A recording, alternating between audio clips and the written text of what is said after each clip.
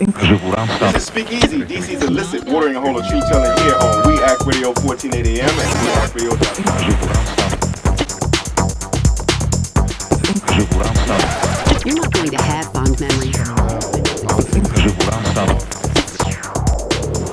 Taxation without representation is tyranny. Always was, always will be. We act radio. Do something. That's the realness. That's the realness. Well. It's been a long time coming, yes indeed. Hey, here we are. This is SpeakEasy, DC's illicit watering a hole of truth telling here on We Act Radio 1480 AM and WeActRadio.com with Ron Pinchback And Pappy Kymone Freeman. And we are here. You just heard the voice of one of DC's own legends, Mr. Rock Newman, sharing his point of views on one of the issues he cared passionately about, which is DC voter disenfranchisement, one of our key issues here at We Act Radio, DC's independent radio station. And he told me then that he will be at We Act Radio at some point, and that point is today, and we're very glad to have him. Welcome, Brother Rock Newman. It is my pleasure to be here. Thank you so much for having me. It's quite an honor. It is. Because we have you here, and it's also our first live TV broadcast airing on Channel 16 to have you in here. So I think that it says a lot on who you are, and also it says a lot on where we have come and with building the station up, and thank you for acknowledging this platform. Absolutely.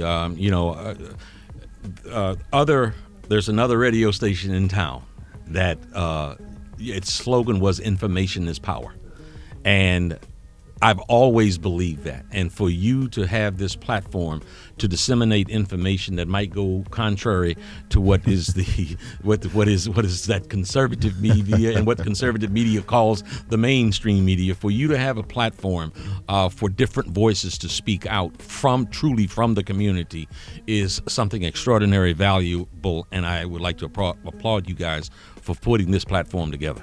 Well, thank you very much, Rock. And you're right. It's right now, because the election coming up, politics are kind of raw right now. A lot of things going on out there. You have your pulse, your finger on the pulse of a lot of what's going on. So for this hour, folks, we're going to be talking to Rock Newman about all things: sports, politics, local politics, and a whole lot more. And we encourage you folks to tune in. And if you're listening online at WeActRadio.com, we'll be with Mr. Newman, the Renaissance Man, for the whole hour.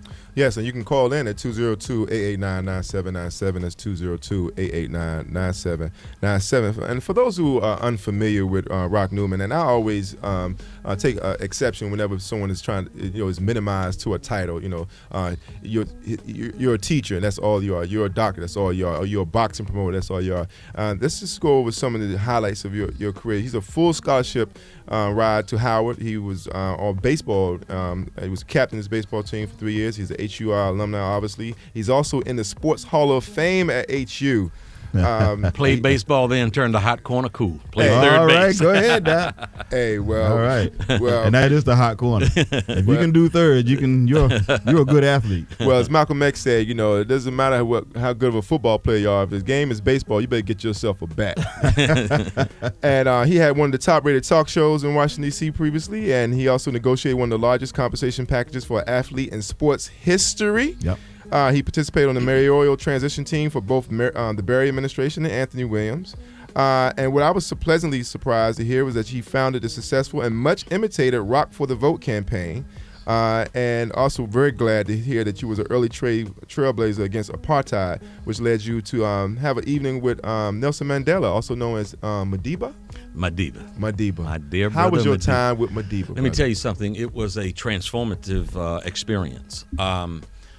Man, I've got, an hour doesn't give me an opportunity to talk about my life and why that was a transformative experience. But I can share with you that as a person growing up in the mid 50s, out in Southern Maryland, out in Brandywine, Maryland, where Jim Crow was alive and hell. Yeah, Jim Crow was alive in hell. Well, apropos. I experienced some firsthand bouts with some raw racism. I had a white guy who was a neighbor to burn me one day. And it seared into me a resentment and a hostility.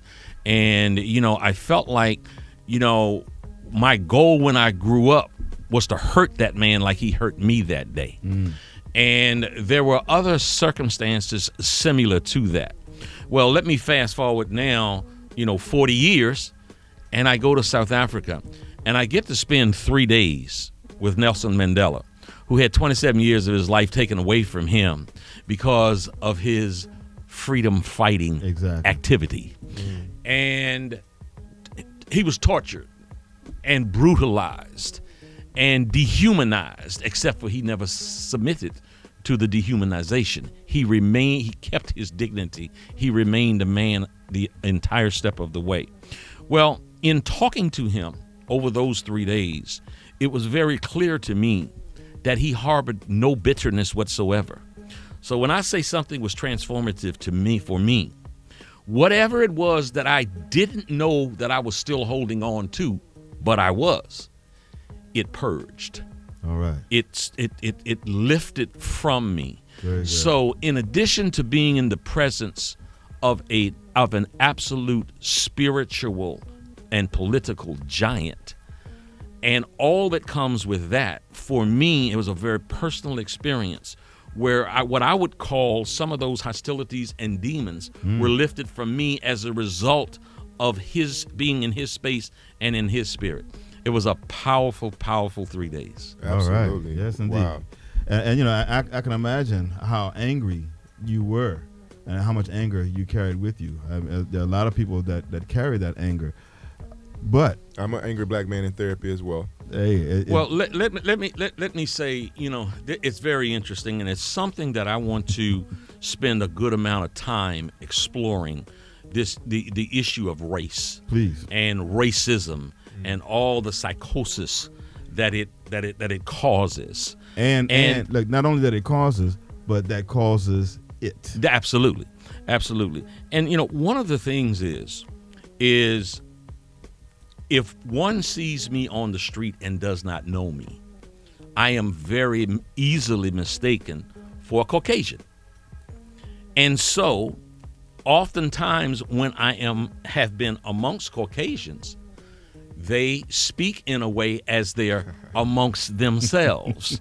And I see and hear a raw, sort of naked, unguarded racism that you two brothers may not see. You feel it and see it, right, obviously in other ways, but I get it in its rawest form. So I have what I think is a unique glimpse into this issue. And certainly when folks treat others in a dehumanizing way, and that is what racism is about. Exactly what it is about dehumanizing the person that you have the prejudice or the bias against. Well, of course, to be human is to have those feelings of resentment, hostility, hatred, and wanting to reach out and kick somebody in the face. A couple of times. That's right. And this brings to mind, it's a film called Trick Baby, Iceberg Slim book, and it's a scene where, for those who are unaware, Trick Baby was fostered via a prostitute mother and her patron, and he was black, but he appeared to be white. And he was at the dinner table trying to he was a con man. So he was at the dinner table trying to run a con, and they assumed that he was white in one of them, and it was a rich, very wealthy, I should say, setting. And they were discussing freely liberals and conservatives. The conservatives said, man, you giving them jobs, talking about black folks. You're giving them jobs. You bringing them into our work environment. He said, no, we got to move them up. We only move up the smart ones. And he feels compelled to become one of us, and then he turns his backs on his people, because if you leave a smart one in the ghetto, he could become a leader against us. So you take the smart one, and they were speaking freely with their black servers walking in and out the room, placing their food on the table, and the Iceberg just sitting there like, okay, and he ran a con on it. But that was the glimpse of the other side of the window that we don't oftentimes get into. And I want to be real frank and clear: is that racism is white supremacy. There is no other group of people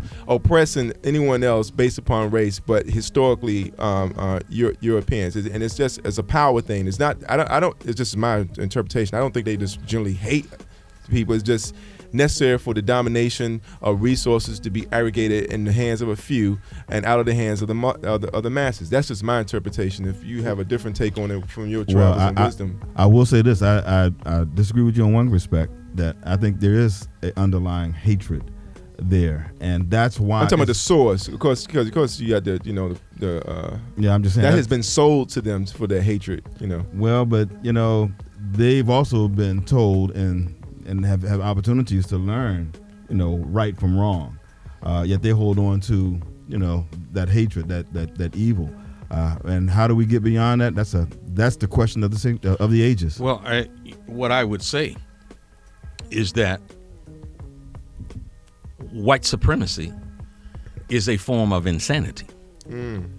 Thank you for saying that, Mr. Newman. As we are, created from one. Mm-hmm. Right.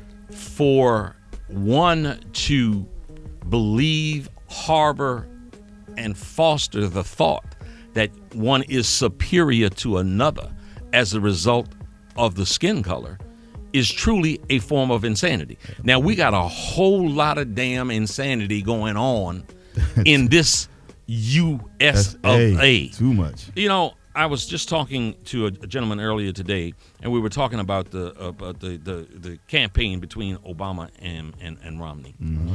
And we're talking about race and racism. So, let's deal with this for a second. 15% of all people polled in this country, 15%, say they would not vote for a black man for president. That's right.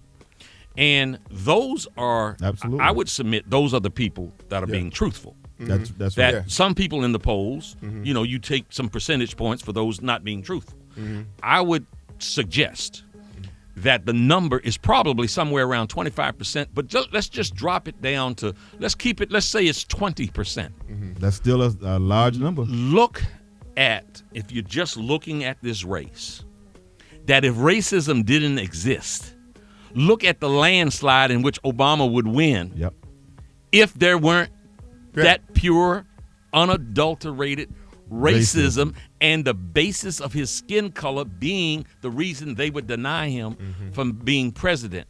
And when I hear it galls me for folks to talk about that it's, we're a post-racial society. No, No, we are not. No. And unless I believe this. Unless you were Clarence Thomas. Unless you just maybe want to just leave out this door. We're talking about Clarence Thomas. Unless this country starts to deal with that in a real way, I think that we are bound for trouble. Yes, we are.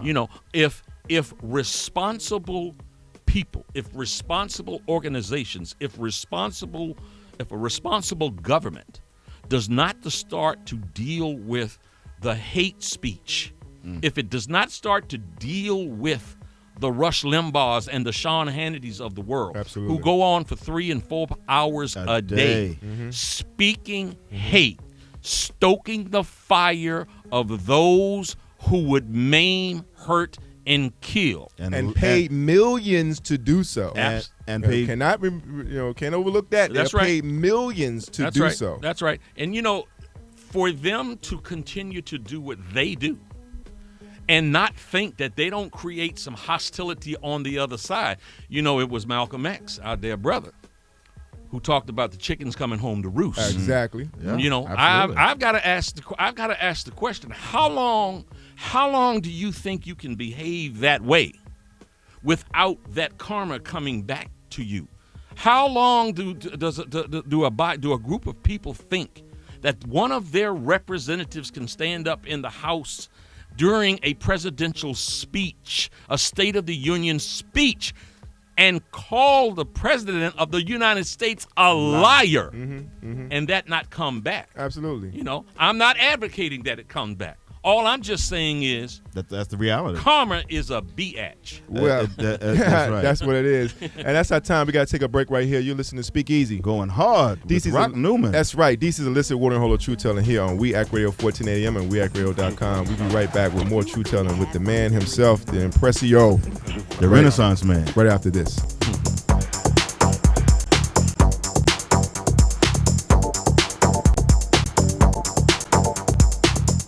Yes, indeed. Here we go. You best believe this is still Speak Easy. Going hard.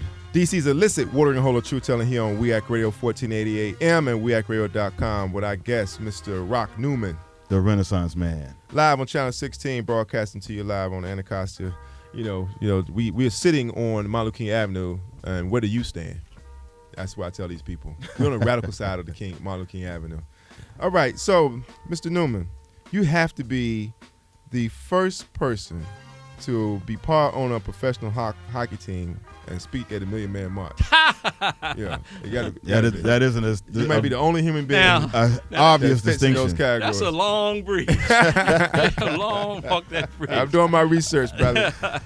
What hockey team was it? It was Syracuse? No, it continues to be. It continues to be. I think we made that investment in 1984. A very dear friend of mine had a lifelong dream of owning a professional hockey team, and he started here in the minor leagues.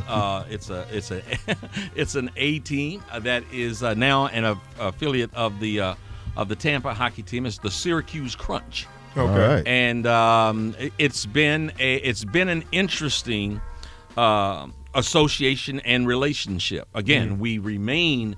Howard Doggan and I remain good friends today. He's worked on a variety of projects with me, and I have worked on projects with him. And we were talking earlier about racism, and one of the ways I like to try to get people to kind of unball their fists and sort of deal with some of the realities of racism would be this. I tell them, I benefit as an investor, as a part owner of a hockey team. I benefit from the crowds that come to the games. That's right.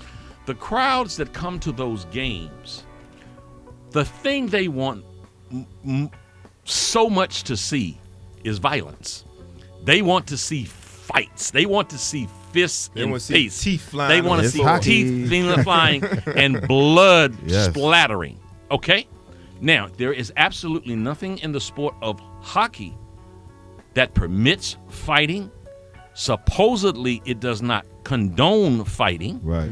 I said supposedly. That's right. Okay. And those people who cheer when they fight, they see those gentlemen who are on the skates as tough, seasoned, courageous gladiators. Exactly. Flip over to the NBA. Let's flip over to the NBA. Back to the Empire. Let's flip over to the NBA. There is nothing in the NBA that condones or permits fighting. But when the black players in the NBA get upset enough that they go beyond the rules and they start a fight, they are characterized as hooligans and thugs. And here's what I just want to do, on that particular subject. And again, because we were talking a little bit about race. Where you're going. When you say neither sport allows this, it's against the rules in both. What is it that makes one a courageous warrior and the other a violent thug? It is because of how you are looking at it and what prism that you're looking through. That's right. And you're seeing yourself as the courageous warrior, and you're seeing them, those people, you people, as something less than. Absolutely. And I brought this up one day on an Atlanta talk show host, and the guy said, Neil Bortz, right-wing conservative bigot, said, Oh, there you go, bringing up the race car. like, you have to pick it up. Like it's not part and parcel of our everyday existence. We never ever become unconscious of the fact that we black in America. You're reminded constantly. I often say, and folks maybe outside of our community might not understand it, but being a black man in America is a separate full-time job. It is. The considerations that you have to ponder. I mean, it's all the time. It's 24/7. What neighborhood you're going to walk in? What neighborhood you're going to live in? What jobs you're going to apply for? The list is endless. If I want to catch a cab, I got to go to a cab stand. It ain't flagging nothing down. So now you said that we talked about that bridge, or the hockey team to the Million Man March, and that Million Man March. You know, I happen to be fortunate enough to be in the mayor's office while the organizers, Minister Farrakhan and others, Dorothy Height and many others, we were all transported together over to the Capitol. And we came in sort of behind the Capitol and were ushered in where we couldn't see anything. We couldn't see out where the people were or anything. And we were hustled up on the stage. And as we were looking for our seats, my back was to the crowd.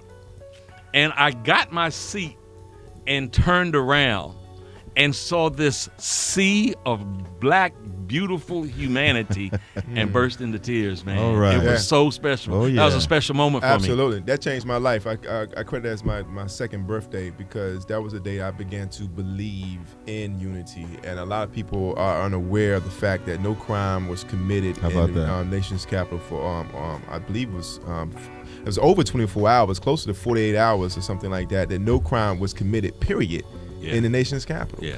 And they don't like to say that, no arrest was made, no crimes were committed, like things stopped. And no criticism of the event, but as all of us sitting at this table know, we are perplexed by the lack of follow-up, you know. Well, let me just say something else about that day. That was an incredible moment. Absolutely of course, getting incredible. up to speak, was such an incredible and humbling honor. And then I left. I left a little bit before it was all over. And I flipped on the radio and I turned to the news station and I heard a report. See, I'm in the business of counting people in areas. Here we go. You heard the undercount? I'm in the business of looking and seeing, is it 10,000 people in the stadium or is it 20,000? And I have learned sort of the science, not the art, but the science of looking at quadrants and figuring out The art. how many people are in a section. So that's something that I can do. And so as I sat on that stage for more than 3 hours, I did it over and over and over again. There's 100,000 people right there. There's 100,000 people right there, and on and on and on and on. And I'll tell you what, I was somewhere between 1.6 and 2 million people. And you know what? I might be off. Let's say I'm off one way or the other 100,000. When I heard the report that there were 400,000 people, and I know it was guaranteed 4 times that many, it came back to what my brother just said was one of his favorite quotes. Until the lion That's right.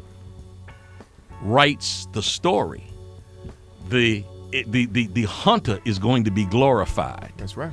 And right at that moment, I saw an immediate rewrite of history that had just happened to minimize the impact of what had just happened.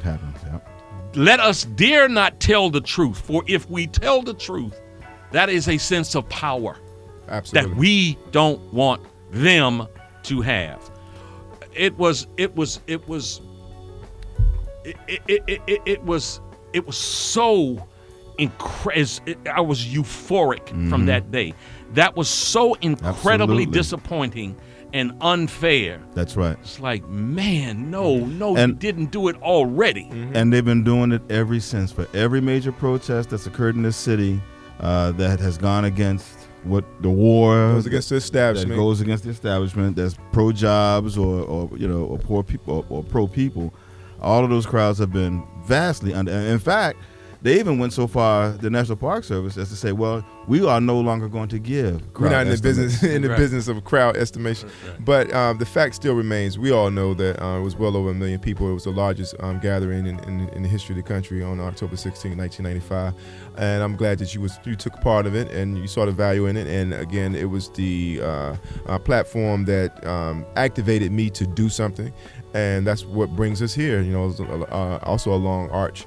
But as you know, Mr. Pinchback was mentioning, it was just slight disappointment in the fact that we may have not fully utilized that moment for our benefit in terms of being going beyond that watershed moment, but making it a pivotal moment in everyone's lives in this country. And it's not too late. Well, I just know that if we have an action agenda, explicit action agenda, there may have been more follow through. This was a great encouraging, motivation, inspirational, and definitely awakening, but it didn't translate necessarily to boots on the ground. Yeah, indeed. And that's what our people need. And I just want to thank the folks who put it together. I wish that Absolutely. I wish that it was better archived and we can take that, because again, we got to tell the stories. But I wish it was better archived, because I was saying off air that I was looking for your comments at the because of course I was there the entire time, but I couldn't find anywhere the words that you shared with us, and I was looking for it and was very disappointed I couldn't find it anywhere. You know, Rock, I wanted to talk to you briefly about your career as a baseball player, because when we talk about racism, you know, I had a conversation just yesterday about, you know, baseball players, why there are no African American, well, very few African American baseball players. And, you know, I know when I was growing up at Ballou High School, I give my shout out to shameless self-promotion, my alma mater. You know, baseball, you know, was a very popular sport.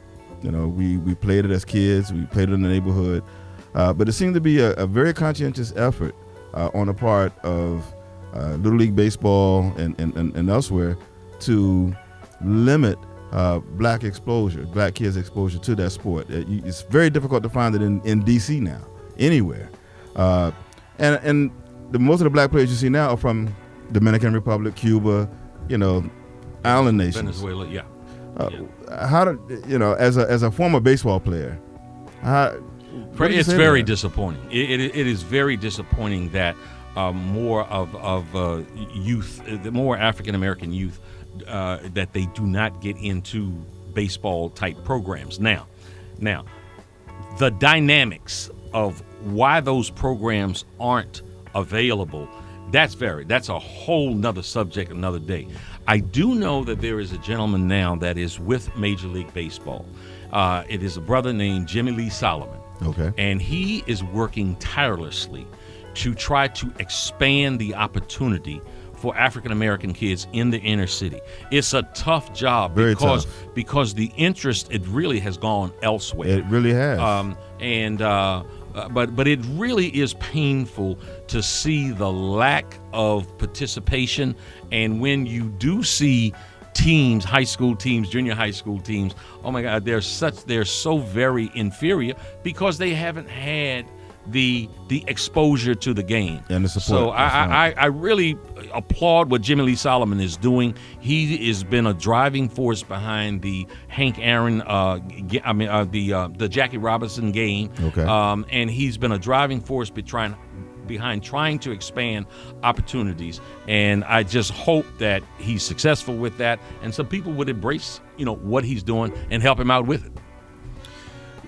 Absolutely. We got to take another break. We're at the bottom of the hour. We're joined here in React Radio, Anacostia MLK Studios by none other than DC Legend Rock Newman. This is SpeakEasy. Going hard. With Ron Pinchback and Papa Kymone Freeman. We're right back with more truth telling right after this.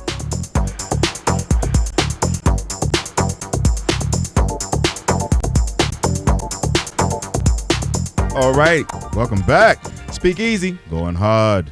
DC's illicit watering hole of truth telling here on WEAC Radio 1480 AM and WEACradio.com. Joined in the studios by DC legend Rock Newman. Rock Newman. Very, very honored to have him in here. I'm kicking it live. I got my German TV hat on. We on broadcasting our first program on Channel 16. Hey, how you doing? Absolutely. I know radio's for ugly people, but we are making exceptions right here, giving it to you just the way you like it or just the way you need it. Speak for yourself. Butt naked truth telling. That's just truth telling. You know, it is what it is. You know. But we was off air. We was talking about voting rights, Yes. and we wanted to talk about your interest in that. And because I don't know if you remember when we first met, I was putting together a red carpet premiere event at the Magic Johnson theaters for an independent film called Ghetto Physics, and you came out. And when you came in, I asked you what was. I said that. Did you want to make money or do you want to make history? And you looked at me and gave me the best answer. I asked a lot of anybody that has a level of success accomplished. I always ask them that question, and you gave the best answer. And you said I would like to be able to do both.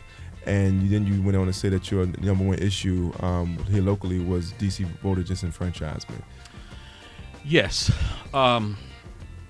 it is our vote is our way of expression, is our greatest form of expression. Cornerstone of democracy.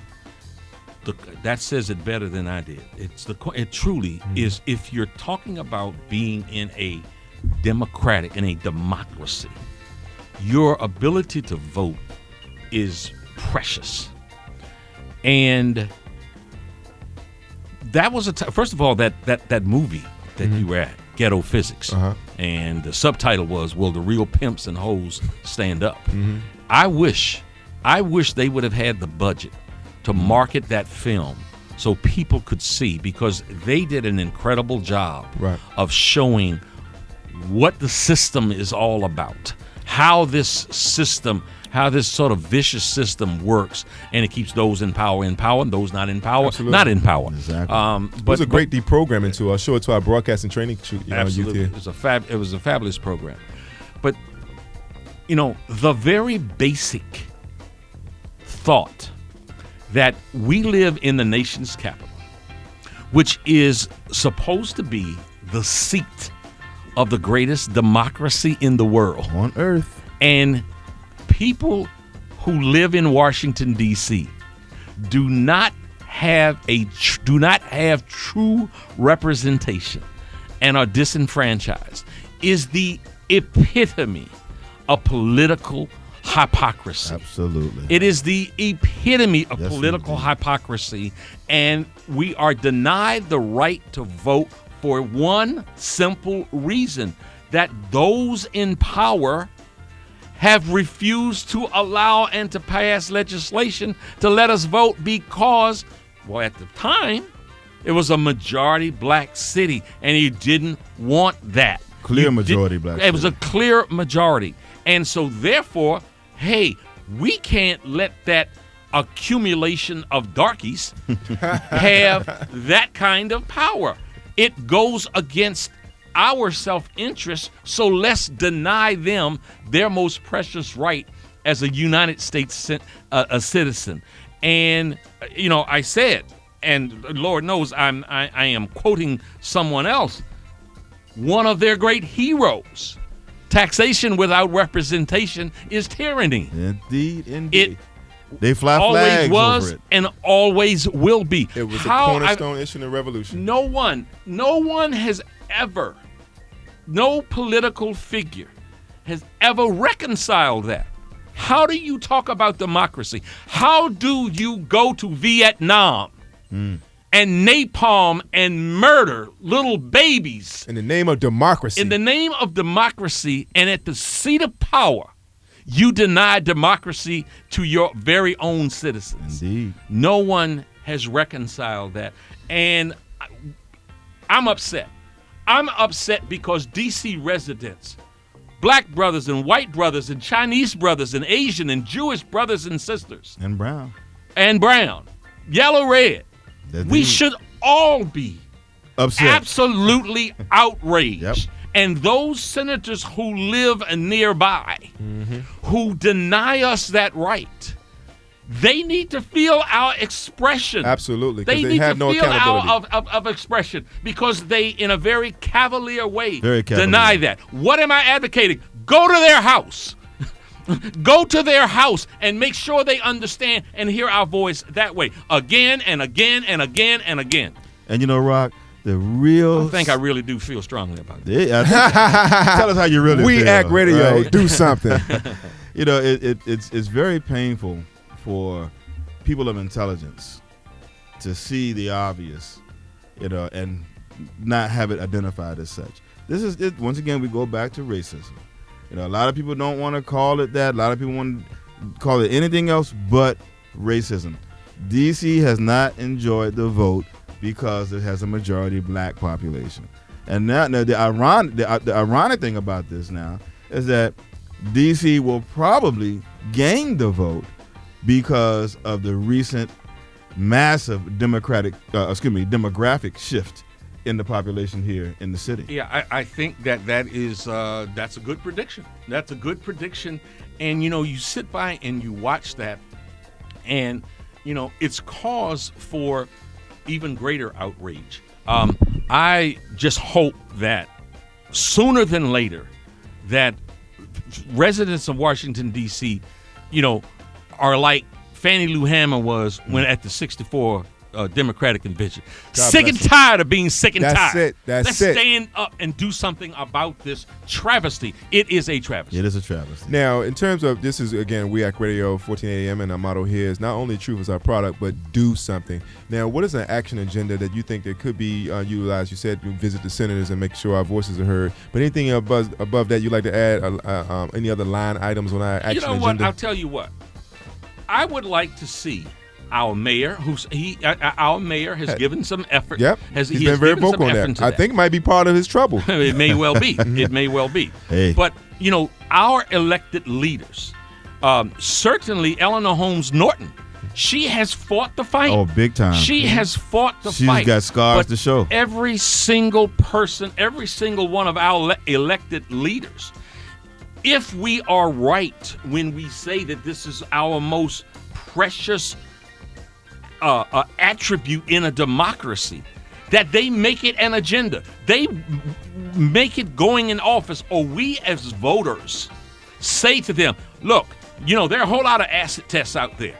This is your acid test. Are you going to make this a priority and do something every day that you're in office to try to make this to try to actualize our ability to have a right to vote? And, you know, what's also ironic about this is that we're also witnessing, we have been disenfranchised in the district since the city's inception. But now there's a national effort to disenfranchise voters, once again, minority voters, young voters, elderly voters, you know, anyone that doesn't, that's likely to vote Democratic. This is the American way. Is being disenfranchised. You know, not to, Lord knows, I am somebody that, you know, believes in the power of positive thinking, and in the midst of all of this mess, you know, I remain a prisoner of hope. Let me say that. But yesterday, I drove from Morristown, New Jersey to Washington, D.C. The New Jersey Turnpike had all kinds of construction on it, so I came down through 95, and it brought me through Pennsylvania and the city of brotherly love. The city? Philadelphia. Of brotherly love. It brought me through Philadelphia. And I heard several of the talk shows. The reality in Philadelphia, the reality in the state of Pennsylvania, who they have worked overtime to create these barriers for the disenfranchised to be able to vote. They have done so. They commissioned a study. Yes, indeed. And they have not been able to come up with all of their effort and all of their resources. They have not come up with one case of voter fraud. Not one. Talk about a red herring. They have no basis for this disenfranchisement. No legitimate basis. They've got their reasons. Right. They've got their reasons. In fact, they were quite vocal about their reasons. It's all about delivering the vote to Mitt Romney. And when you know, things that don't make sense, I think you said it earlier, to fairly intelligent people kind of drive me crazy. When you cannot cite one example of voter fraud, why is there the effort to fix a problem, damn it, that you didn't find that existed? Right. And that's in every state that has enacted these laws. There is no voter fraud issues. The biggest fraud being perpetrated right now is by the Republican Party. This is a Machiavellian tactic, clearly, Exactly. when they state a problem that doesn't exist and try to camouflage it for their real Exactly. agenda. It is. I mean, if it wasn't harmful, if it wasn't hurtful, it would truly be a joke. But it ain't no joke. It's no joke. No. Very serious matter. I'm still up in arms on how is it that the apathetic majority of people, because we always talk about the 1% and the 99%. I submit there's actually the 1% on the top tier, then the 1% that's aware of what's going on and is trying to do something about it, and then 98% who could care less, either through apathy, ignorance, or stuck in survival mode, which is the lowest form of existence. Yes, it is. And they're just out of the game, and they're not involved or aware of what's going on. Although I remain that prisoner of hope that I talked about before. Keep hope alive. Okay, When hope I is a think- drug. when I think about the dumbing down of America, Yes, Uh-huh. indeed. that allowed somewhere in the neighborhood of 46% of all voters in 2008 to vote for a presidential ticket that had Sarah Palin in the second position, a heartbeat away from the presidency. That 46% of the voting population would vote and put the country in At the risk. hands of this woman, of this highly unqualified, I can see Russia from my doorstep woman who thinks Africa is a country. 46 guys, listening audience. Yeah. 46% of the voting population voted for that ticket.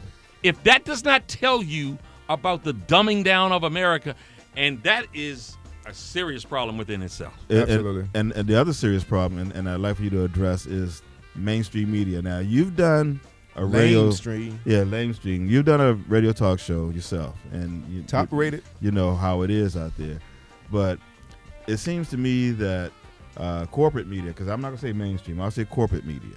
I like that better. All right, because they are clearly not trying to inform the people of what's happening out there. I was watching CNN today. Now, there's this big controversy about an ad that Romney is running, accusing the Obama administration of eliminating the work requirement in welfare, which is a blatant lie. Okay. Yes. But what do the networks have on? This morning, I've watched Newt Gingrich, of all people now, Newt Gingrich.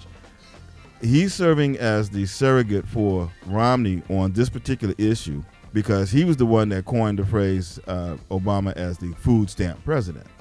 So he is being trotted out for all the major networks, spinning that lie about Obama trying to eliminate workfare. And it's very simple. It is very simple. It is what Ronald Reagan, it is what Richard Nixon did. There is that Southern strategy. The new Confederacy, that's what I call The it. Southern strategy that was used back then is about inflaming the conservative Republican base with those kind of red meat issues, and very successfully, Shamefully successfully. against real statistics. The facts don't matter When to you them. say welfare, the imagery that they have created in just about everybody's mind is the black fat lady driving in a Cadillac. That's what when they say welfare, and they know especially to their base. That's what they envision. And if they can tar and feather Obama with helping that fatback lady steal groceries to put in her shiny black Cadillac, then they have accomplished their job. That is what they use to get their people to the polls. They can't get their people to the polls with policy positions. Exactly. So they resort to those kinds of things. And to me it's just a matter of time when you practice that kind of dirt before the dirt really covers you. Karma. I grew up in the country, Folks think I'm a city boy. I grew up in the country. My daddy had some pigs. Uh-oh. And I'm going to tell you one thing. If you get in the pig pen and wrestle with pigs, you get a whole lot of pig stuff on you. You're going to get dirty. And how they think they can ultimately survive that. It's a bridge to nowhere. That behavior is a bridge to nowhere. And, part of what I think we so desperately need are voices like a voice is here. Because one, I think you need to hold up. You need to shine a spotlight on that kind of behavior. Absolutely. We also need to do it trying to say, let us all remember that we are one. Right. And let's not become the monsters. That's correct. Because that's the easiest response. Well, we're going to fight fire with fire. Yeah. We're going to, call them out. We're going Or it makes you want to do it sometimes. It does. It does. It do. But, we can't become the monsters. When we become the monsters, that's right, then the game is over. That's right. Well, I wish we had the song, the Maze song, "We Are One," queued up for our ride out. But we also had a clothing store here in D.C. called "We Are One," and I see you rocking the hobos, helping our brothers out. These are local designs in here in the nation's capital. So it warms my heart to see that you actually are a man who puts action behind your thoughts and beliefs. And we are truly one. And I want to make sure that our diverse listening audience understands that we struggle together, and that it's the masses of the people who are divided and conquered that are so easily managed by the power structure. And so it's when we begin to realize that, yes, we are truly one, then maybe we can get some of the change that we want to see in our lifetimes. And I just said, what is that? I don't want to be pontificating here. But, Pontificate. But the choir does need rehearsal. You always say, you don't want to preach to the choir, but the choir needs rehearsal. And so I wanted that to be said.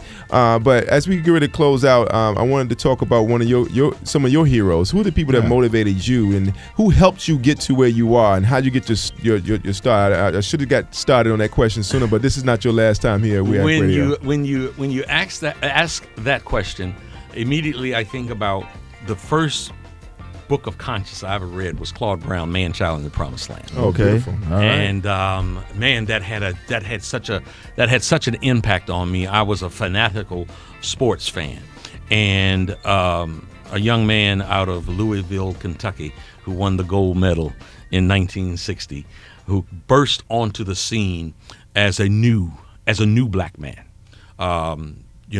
Athletes in general, and specifically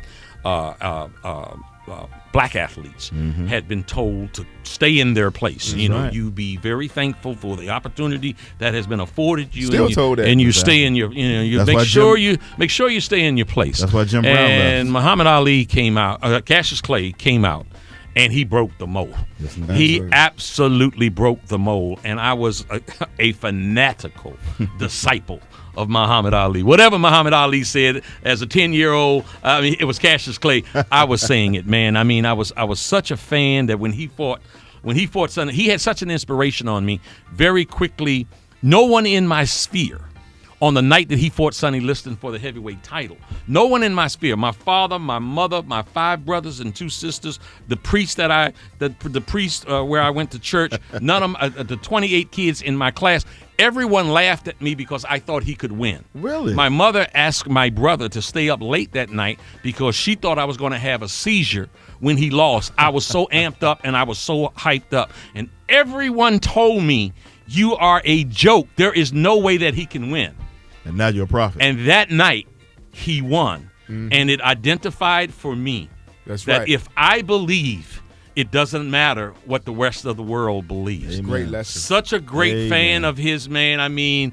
When I say when he said I ain't going to fight none of them Kong, I said I ain't going to fight none of them Kong. And I'll just share something with you here, from my love of Muhammad Ali. This is the legend of Cassius Clay, the most beautiful fighter of the world today.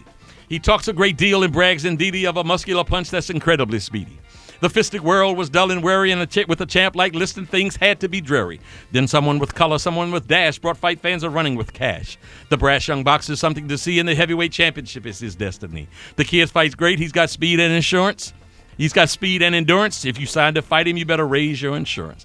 Oh, rumble, young man, rumble. All right. Rumble, young man, rumble. Yes, indeed. We're going to give you an in-studio applause for that one. So, to see him defy the odds, because the odds against him were 7-1. Fighting the the power. experts and everybody that I knew said that he could not win. So that example. And then it broke my heart when I couldn't see him box anymore because he refused to take that one step forward out of a consciousness that says, why am I going to go a gazillion miles away and kill little brown babies when black babies in this country are suffering at the hands of an oppressor? I'm not going to do that. Those kinds of things That was a great moment. certainly helped shape me. Absolutely. That was a great moment. And afraid we're out of time today. The little Cassius Clay and Cassius. Muhammad Ali inspired this young man to become someone who was in a position to raise $1 million for famine relief in Somalia. Ladies and gentlemen, he's not just talk; he's about doing. And this is We Act Radio. Our motto here is to do something. It's been an honor to have you here, brother Rock Newman. You are truly a DC legend and also international stage as well. Indeed. This has been Ron Pinchback Kymone Freeman. and Channel 16. We're welcome to have you here on the first launch. I think you set the standard where we're going to follow through. And as I like to say in my research on your interview, Pacquiao, we are just like that young Filipino. We are fighting more than just for ourselves. Yeah. How about that? And we look forward to having you back here on We Act Thank Radio. you so much. I look forward to coming back. Speak easy. Go hard. This is your independent radio station. And always, don't ever let your poor ass get in the way of your rich mind. Stay strong, y'all.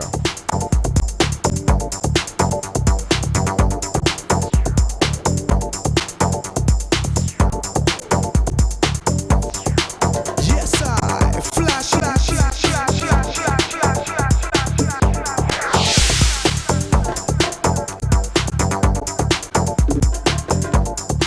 That's how we love it.